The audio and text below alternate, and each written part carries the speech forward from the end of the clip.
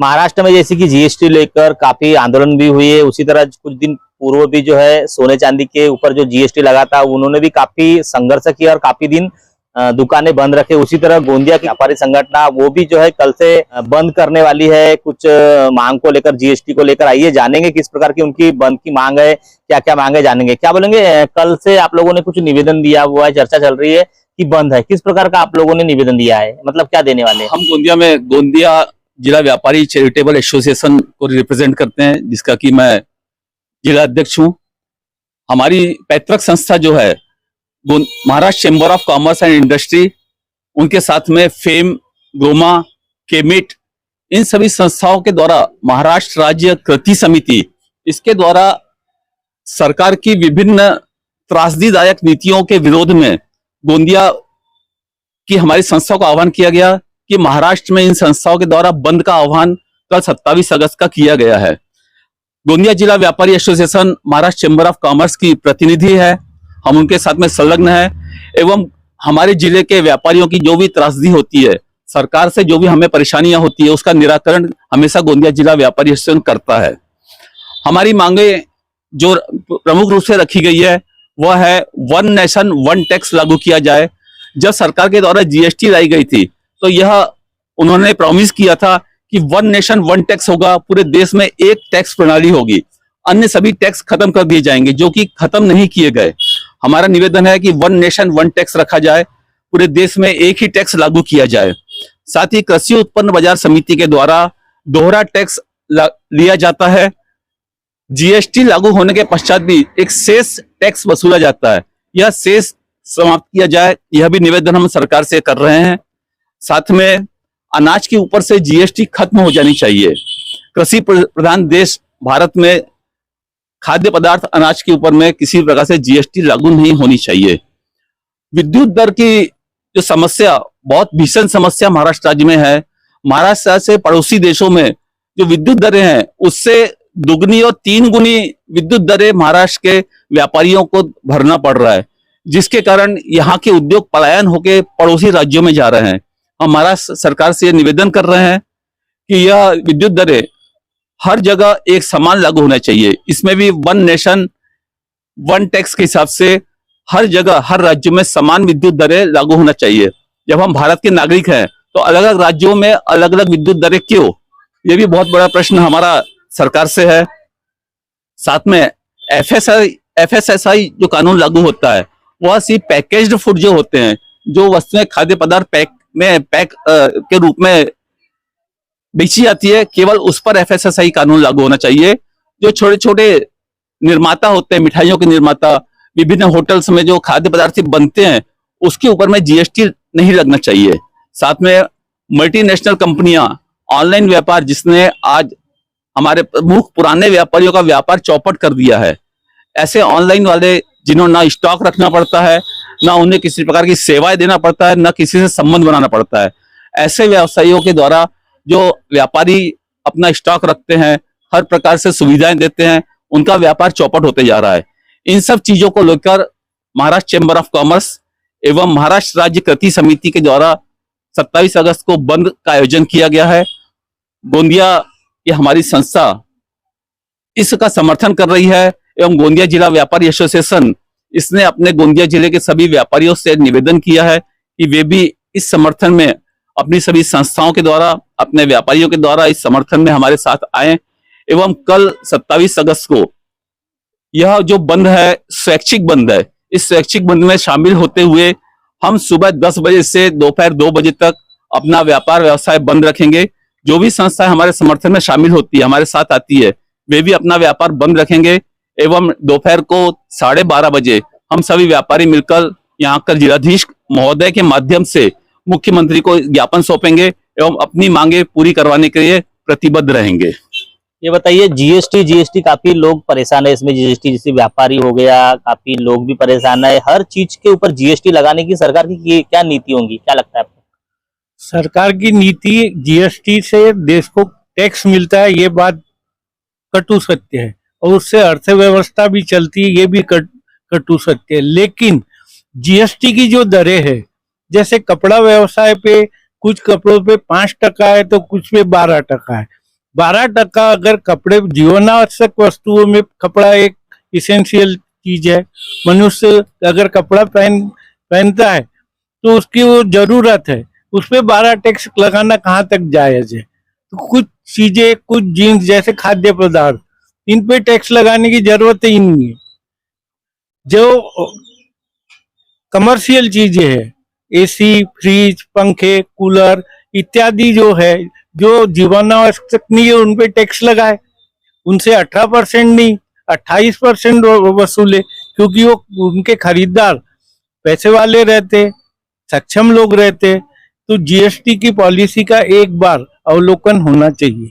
आपने जैसा बोला कि जीएसटी इसलिए लगा कि आर्थिक दृष्टि जो मजबूत हो जाए, पर विपक्ष ने जो दावा किया था कि जीएसटी का कितना पैसा जमा हुआ और कहाँ खर्चा हुआ, तो उन्होंने हिसाब नहीं दिया था। इसके ऊपर क्या बोलेंगे फिर आप? नहीं, हिसाब तो सरकार हर महीने दे रही है कि कितना जीएसटी कलेक्शन हो रहा है। उसका 50% राज्यों को आता है। वो जल्दी आता है, लेट आता है, ये शासन की नीति पे निर्भर है, लेकिन 50% राज्य सरकार को आता है। पेट्रोल पे ऑलरेडी जीएसटी नहीं है, वो राज्य सरकार का मैटर है, उस पे वेट है। तो टैक्स कलेक्शन करने के हजारों तरीके हैं। अब ये बताइए, जीएसटी देने के बाद भी अगर प्रोफेशनल टैक्स व्यापारी पे ठोका जाए तो ये दोहरा मापदंड नहीं हुआ क्या कि एक टैक्स, आप एक देश एक कानून, एक वन नेशन वन टैक्स की पॉलिसी जब आप चला रहे हो, तो ये जो हिडन टैक्सेस लगा के रखे उसको आपने समूल खत्म कर देना चाहिए। जैसे एक तरफ जीएसटी ले रहे हैं हर सामान के ऊपर, लगभग हर सामान के ऊपर ले रहे हैं, दूसरी तरफ महाराष्ट्र में जो है मुफ्त में जो गरीबों को अनाज दिया जा रहा है, तीसरी तरफ अगर बात करें तो लाडली बहना को 1500 रुपए दिया जा रहा है। पर इनके कोटे में अगर पैसा है, सरकार के पास पैसा है, तो फिर जीएसटी में माफी क्यों नहीं कर रहे? ये जो नीति अभी सरकार खेल रही है, हम व्यापारियों के द्वारा जो टैक्स भरा जाता है उसका उपयोग वो अपने वोट बैंक बनाने के लिए, उनको संतुष्टिकरण की राजनीति अपनाते हुए उन्हें मुफ्त में पैसा और अनाज दिया जा रहा है। सरकार ने अगर यह सब बांटना है तो अपने राजनीतिक कोटे से बांटे, अपने पार्टी फंड से ये सब मुफ्त की चीजें बांटे, क्योंकि उसका लाभ सरकार खुद लेना चाहती है अपना वोट बैंक मजबूत करने के लिए। जब सरकार ये मुफ्त में पैसा देकर अपना वोट बैंक बढ़ा रही है तो उन्होंने अपने पार्टी फंड से इसका उपयोग करना चाहिए, ना कि हम व्यापारियों की खून पसीने से कमाए हुए पैसे एवं टैक्स का उपयोग नहीं करना चाहिए। यह भी हमारा एक बहुत बड़ा मुद्दा है।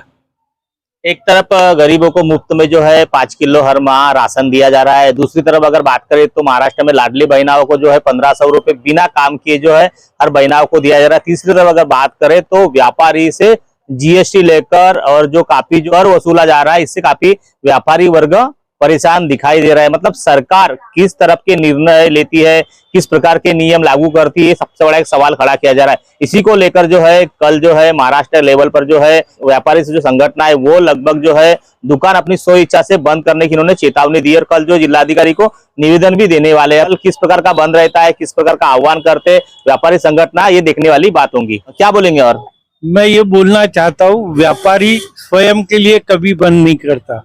जब भी बंद होता है किसी सामाजिक संगठन द्वारा या राजनीतिक बंद, जिसमें जबरन व्यापारियों से बंद कराया जाता है, व्यापारी भी डर के मारे बंद कर देता है। यह बंद स्वैच्छिक बंद है। इसमें अपनी इच्छा से व्यापारी को हमने कहा है कि मात्र 2 घंटे अपने प्रतिष्ठान बंद करके इस बंद का समर्थन करे और व्यापारियों की एकता दिखे, सरकार तक पहुंचे।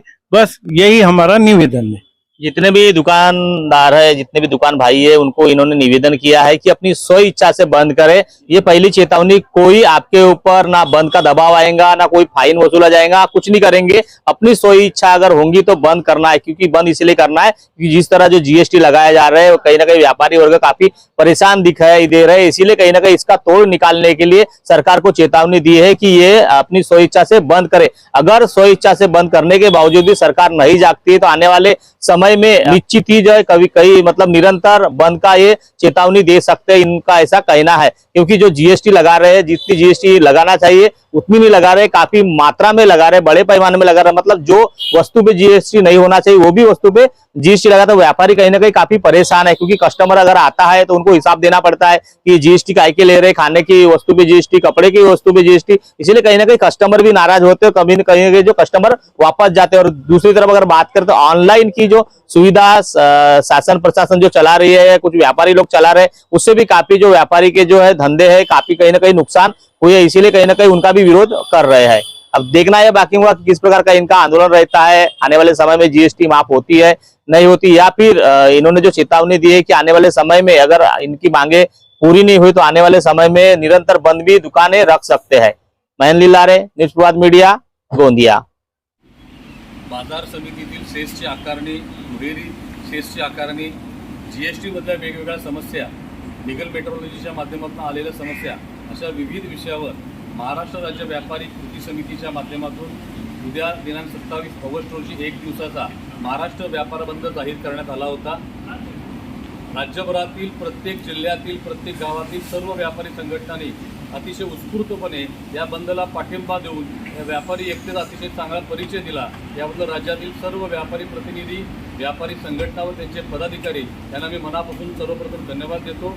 व्यापाऱ्यांच्या या शक्तीची सरकारने दखल घेऊन आज सह्याद्री शासकीय अतिथीगृह येथे राज्याचे उपमुख्यमंत्री माननीय नामदार देवेंद्रजी फडणवीस यांच्या अध्यक्षतेखाली सर्व वरिष्ठ अधिकाऱ्यांच्या उपस्थितीमध्ये व्यापारी प्रतिनिधींच्या बरोबर एक उच्चस्तरीय बैठक संपन्न झाली।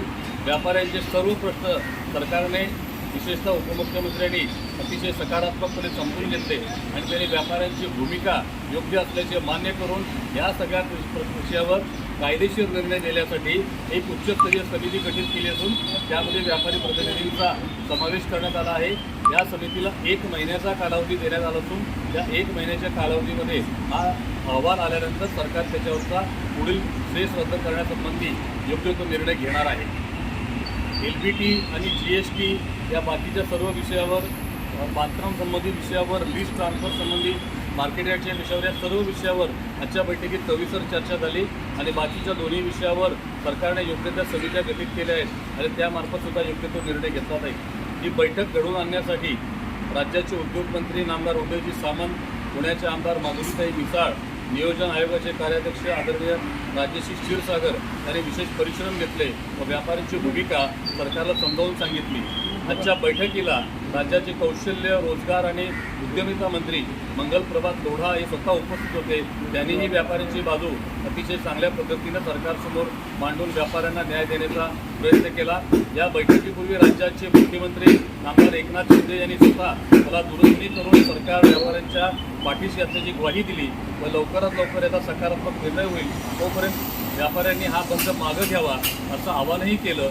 उपमुख्यमंत्र्यांच्या बरोबर झालेली अतिशय सकारात्मक बैठक, समिती गठीत करण्याचा झालेला निर्णय, उपमुख्यमंत्र्यांची पॉझिटिव्ह भूमिका व मुख्यमंत्र्यांची विनंती या सर्व गोष्टींचा एकत्रित विचार करून महाराष्ट्र राज्य व्यापार कृती समितीने 27 ऑगस्टचा बंद हा तात्पुरता स्थगित करण्याचा निर्णय घेतला आहे। 1 महिन्याच्या समितीच्या कार्यकाळानंतर आलेल्या अहवालावर सरकार काय निर्णय देते त्या आधारे राज्यातल्या व्यापाऱ्यांची पुन्हा चर्चा करून पुढील भूमिका ठरवली जाईल। धन्यवाद।